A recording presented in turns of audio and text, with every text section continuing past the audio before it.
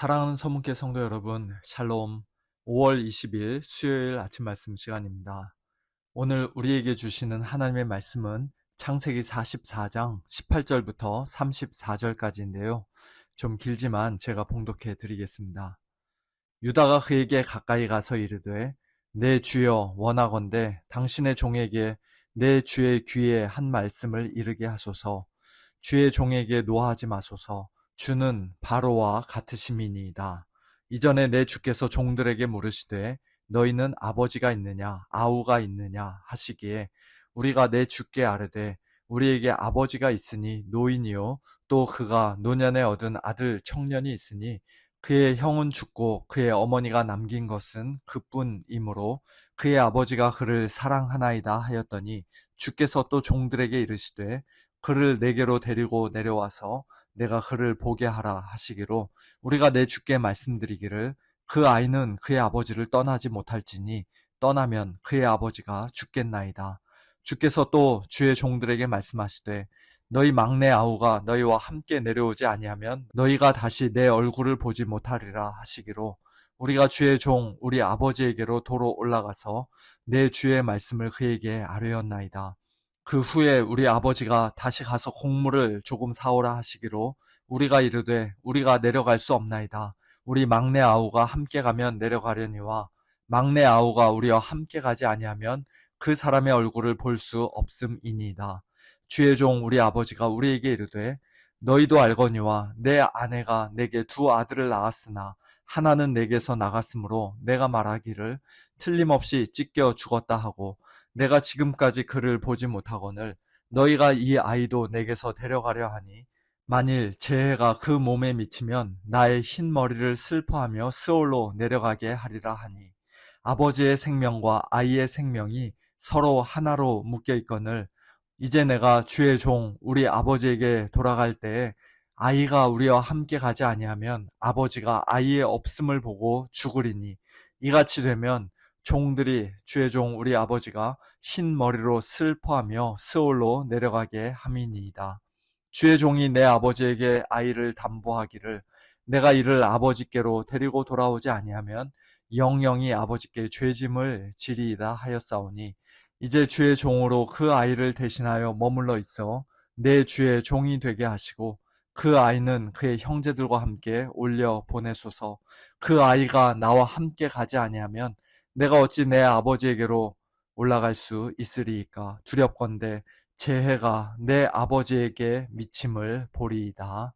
아멘. 방금 읽어드린 말씀은 유다가 자기 아버지 야곱과 막내 동생 베냐민을 위해 애굽 총리인 요셉 앞에서 은혜를 구하며 자기를 베냐민 대신 종으로 남게 해달라고 간청하는 장면입니다. 아마 요셉 이야기 전체 가운데 가장 감동적인 순간 중 하나일 것입니다. 실제로 이어지는 내일 본문을 보면 요셉이 유다의 이 말을 듣고 끝내 울음을 참지 못한 채 자신의 정체를 형들 앞에 밝히게 됩니다. 오늘 본문이 더욱 감동적으로 다가오는 이유는 유다가 원래 어떤 사람이었는지를 우리가 이미 너무나 잘 알고 있기 때문입니다. 창세기 37장에서 유다는 다른 형제들과 함께 동생 요셉을 시기하여 구덩이에 던져 넣었고 더 나아가 요셉을 이스마엘 상인들에게 팔아버리자고 직접 제안하기까지 했습니다. 또한 짐승의 피를 묻힌 옷으로 아버지 야곱을 속이는 악한 일에도 함께 했습니다.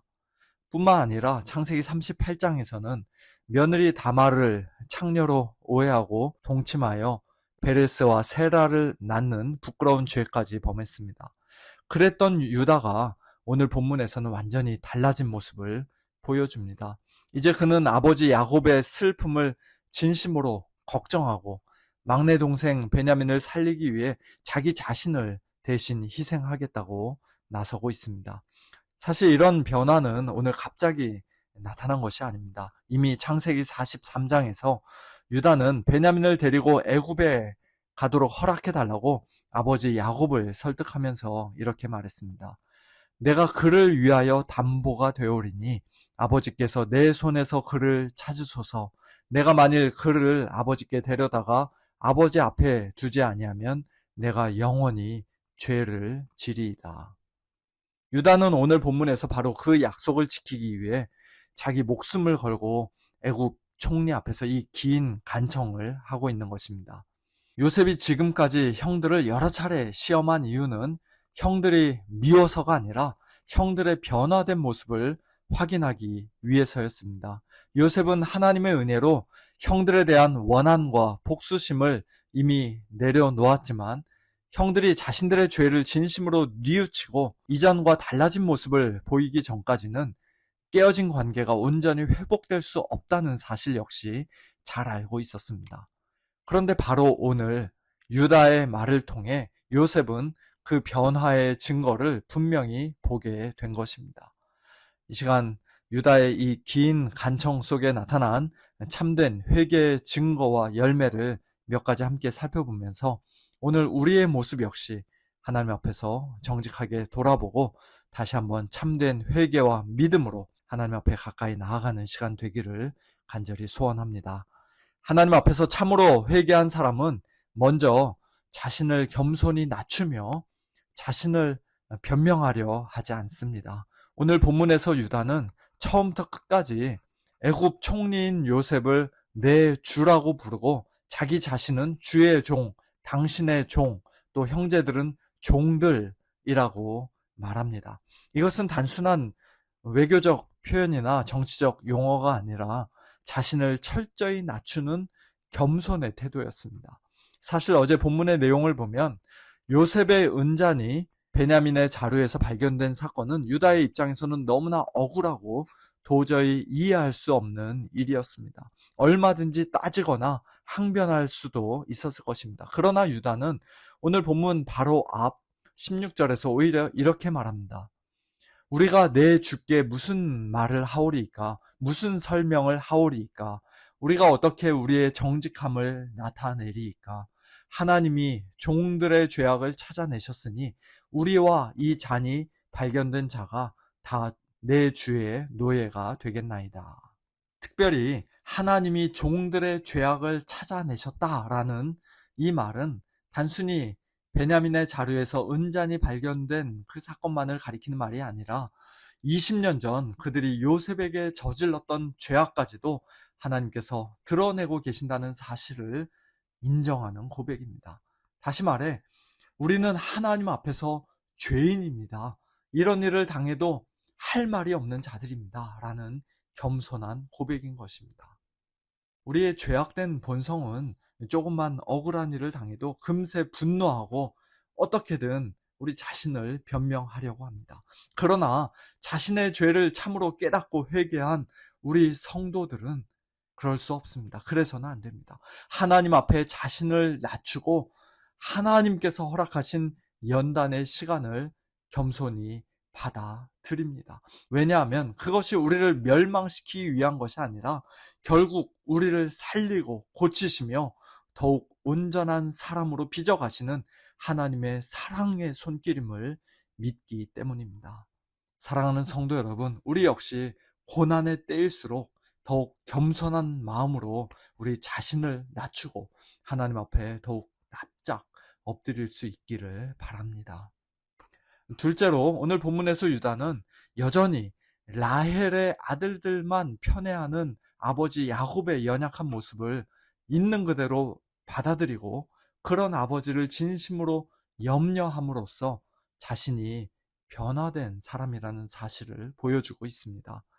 20년 전 아버지가 요셉에게만 채색 옷을 입혀주었던 그 편애가 다른 형들로 하여금 요셉을 시기하게 만들었습니다. 그런데 20년이 지난 지금도 야곱은 여전히 베냐민만을 끔찍히 아끼고 사랑하고 있습니다. 그러나 유다와 형제들은 그런 아버지를 향해 분노하거나 억지로 바꾸려 하거나 원망하기보다 그의 연약함을 있는 그대로 받아들이며 공경하고 있습니다. 우리는 종종 모든 문제의 책임을 다른 사람에게만 돌릴 때가 있습니다. 집에서는 배우자의 부족함만 바라보고 부모의 실수만 기억하고 자녀의 문제만 탓하며 또 직장과 교회에서도 내가 받은 상처만 계속 곱씹으며 그렇게 살아갈 때가 있습니다. 그러다 보면 어느새 자기 연민 속에 갇혀 버리기도 합니다. 그러나 하나님 앞에서 자신이 먼저 1만 달란트 빚진 죄인이라는 사실을 깨닫고 참되게 회개한 성도들은 그렇게 살아갈 수 없습니다.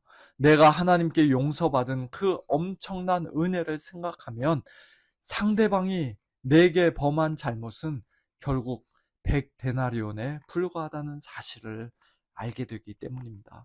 우리의 1만 달란트 빚을 단번에 탕감해 주셨다는 복음을 참되게 믿고 그 은혜에 감격하는 사람은 다른 사람의 연약함을 이전과 똑같은 눈으로만 바라볼 수 없게 됩니다. 그래서 유다는 여전히 미성숙하고 편애하는 아버지를 미워하거나 정죄하기보다 오히려 불쌍히 여기고 염려하게 되었습니다.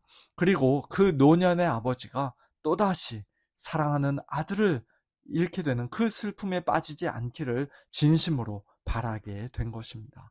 사랑하는 성도 여러분, 오늘 우리에게도 이러한 복음의 감격에서 흘러나오는 마음의 여유와 넉넉함이 있기를 바랍니다.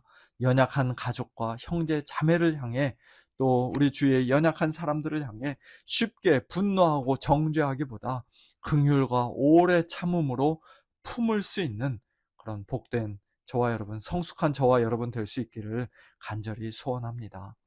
마지막으로 오늘 본문에서 가장 결정적이고 두드러지게 나타나는 유다의 변화는 막내 동생 베냐민 대신 자신이 종이 되겠다고 간구하는 모습입니다.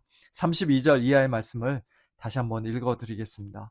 주의 종이 내 아버지에게 아이를 담보하기를 내가 이를 아버지께로 데리고 돌아오지 아니하면 영원히 아버지께 죄짐을 지리이다 하였사오니 이제 주의 종으로 그 아이를 대신하여 머물러 있어 내 주의 종이 되게 하시고 그 아이는 그의 형제들과 함께 올려 보내소서. 그 아이가 나와 함께 가지 아니하면 내가 어찌 내 아버지에게로 올라갈 수 있으리이까. 한때 동생을 팔아넘기는데 앞장섰던 유다가 이제는 동생을 살리기 위해 자기 자신을 대신 내어놓겠다고 말하고 있는 것입니다. 이것이 바로 회개가 만들어내는 놀라운 변화입니다. 참된 회개는 단지 눈물 흘리며 후회하는 데서 끝나는 것이 아니라 자기 중심적으로 살던 사람이 이제는 다른 사람을 위해 자신을 희생할 줄 아는 사람으로 변화되는 것입니다. 유다의 이 모습은 훗날 유다의 후손으로 이 땅에 오신 예수 그리스도를 통해 완전하게 성취됩니다. 우리를 하늘 아버지께로 인도하시기 위해 예수님께서 친히 우리의 담보가 되어 주셨습니다. 아무 죄도 없으시며 근본 하나님의 본체이신 분이 종의 형체를 입고 이 땅에 오셔서 우리의 죄짐을 대신 지신 채 십자가에 못 박혀 죽으셨습니다. 그리고 부활 승천하셔서 우리에게 성령을 보내주시고 우리를 거듭나게 하시며 믿음을 선물로 주심으로써 우리를 하나님의 자녀 삼아주셨습니다. 그러므로 이 복음을 참되게 믿고 날마다 회개하며 살아가는 성도는 받은 사랑을 이제 다른 사람에게 흘려보내며 살아가야 합니다. 요한일서 3장 16절은 이렇게 말씀합니다.